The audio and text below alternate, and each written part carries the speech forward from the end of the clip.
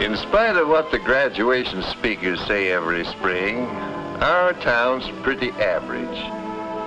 It goes for our seats, too. Out of this class of 40, just because it is average, 2 of these boys and girls will spend some part of their lives in a mental institution. My job is to try to keep the people around here healthy, and most of them are. Of course, nobody's health is ever perfect. Jim Anderson has a bad ear, but that doesn't keep him from playing on the football team. County champions last year, too. Frank White is nearsighted, but his glasses take care of that. Dorothy Westerly has a tooth that needs fixing, but she's in good health, I'd say. Mighty good health. They've all learned habits of good living that have helped them stay physically healthy. Habits of cleanliness, good diet, exercise, and rest. But there's another side to good health, and that's good mental health. Comes naturally to most people. Parents who are mentally healthy bring up their children to be mentally healthy, too. Take Tommy Clark there. He learned the first rule for good mental health a long time ago, about not bottling up his emotions.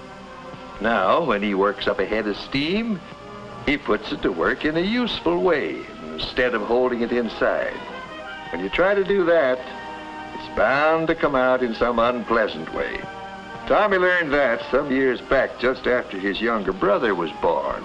Come on, Jimmy. Have some. Come on. Tommy, eat your meat. You haven't eaten a bite all day. I declare I don't know what's got into you. You heard your mother, Thomas. Now do as she says. Finally, his folks sent him to see me. There wasn't anything physically wrong with him that I could find, so I began to talk with him. If you've got something on your mind, Tommy, why don't you talk about it? Well,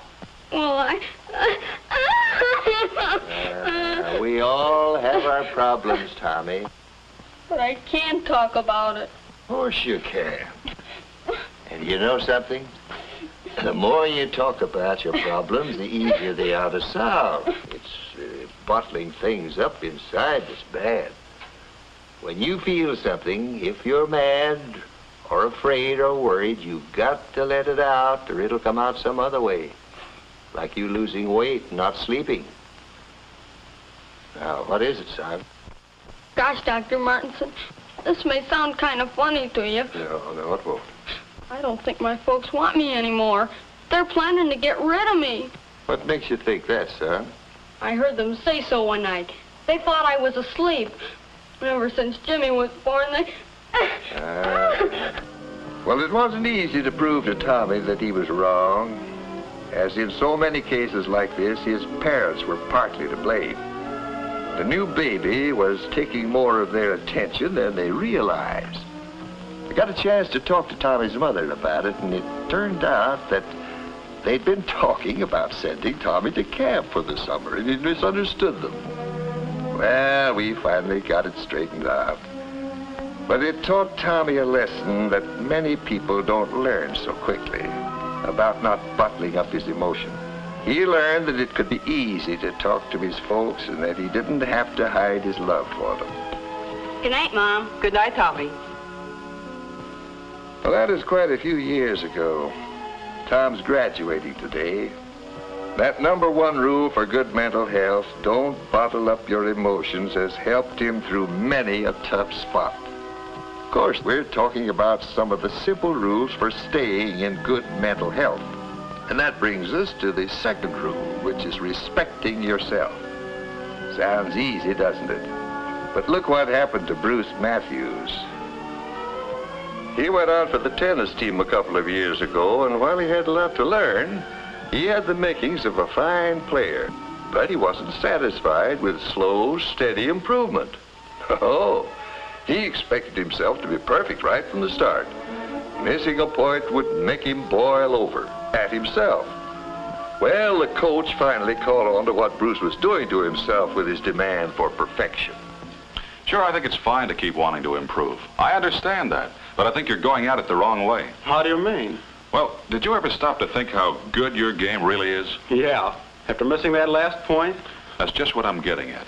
You're worrying too much about the game and you don't enjoy it. But, gee, Coach, I know I can do better. Sure you can. But the point is you shouldn't let yourself get mad every time you miss a point. Why, even the world's champion can't make every point. You can't be perfect. You've got to learn to get more pleasure out of this game. So take yourself as you are instead of expecting yourself to be perfect. It took a while for Bruce to get what the coach was driving at.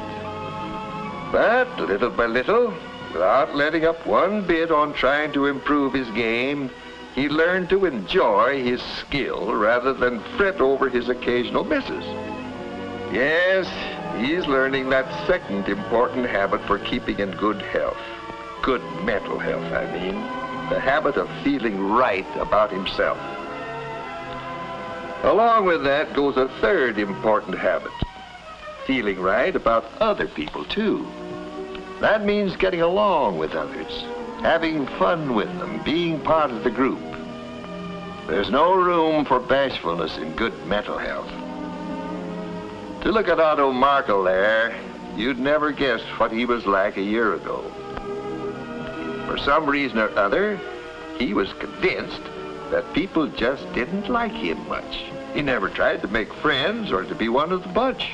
It was Miss Reinert who came to Otto's rescue. I think you'd enjoy getting into one of the school clubs. I don't know. I really don't have any time.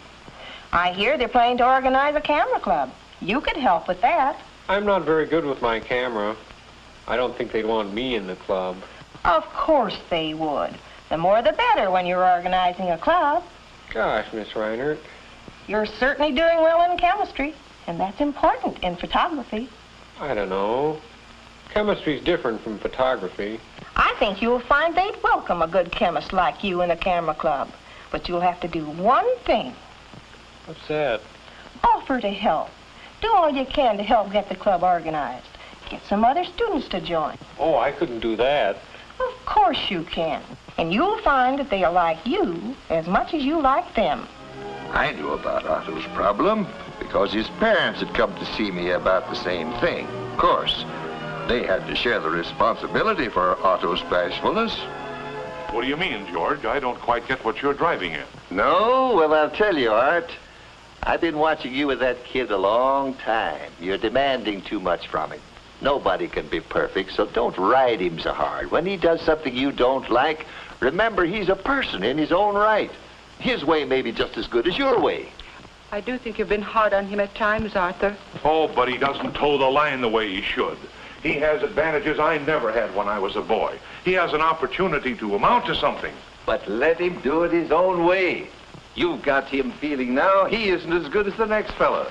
That's why he hesitates to make friends. In Otto's case, as in many others I've known, talking with the parents was important in helping to get things straightened out. He's learning the third basic rule for good mental health, feeling right about other people. That means that in any normal group of people, there is a feeling of give and take. There's an interest in the group as a whole. There's no distrust or dislike of others just because they happen to be different. Well, there's one more rule for good mental health. And I see that Nancy's finally learned it well enough to get a diploma. That's the habit of doing something about a problem as soon as it comes up. Class dismissed. Gosh, what I don't know about the Civil War period. I haven't cracked a page in 2 weeks. I'm going to have to dig into this one, too. Come on over to my house tonight. Let's study it together. Oh, I just dread getting into it. Let's put it off till tomorrow. Well, all right. Tomorrow never came for Nancy. That quiz day found her completely unprepared. But Barbara had faced up to that quiz the day it was announced. Oh, Jay, I've been so worried about this exam. I just can't sleep. Oh, I hope I pass. There's no point in worrying about it now. Nancy not only had double trouble with that quiz, she had triple trouble. Before, during, and after. She'd got busy just as soon as it was announced. Instead of just worrying about it, it would have been a lot easier for her. Yes, The people around here are learning some of the basic rules for staying in good mental health. First rule is, don't bottle up your emotions like love, fear, anger. Express them naturally. Of course, emotions like anger have to be expressed with consideration for others. Above all, don't carry a grudge. Get it off your chest. The second rule is to respect your own abilities. Always try to improve, but remember that you're human. The third rule is to respect others. Treat them as friends. And finally, when a problem shows up, face it at once, calmly, reasonably, and honestly. And remember that one of the best rules for good mental health is talking out your troubles and problems with someone whose opinion you respect. Your parents, your family doctor, your school teacher or advisor. Your clergyman may be the right person to talk to on many things. Whoever it may be, talking is one of the best tonics there is for good mental health. Another good tonic is an interesting hobby. Gives you a way to relax, a chance to accomplish something you can be proud of. Well, those are some of the rules for staying in good mental health. Of course, they're just the ABCs of a subject big enough to fill whole libraries.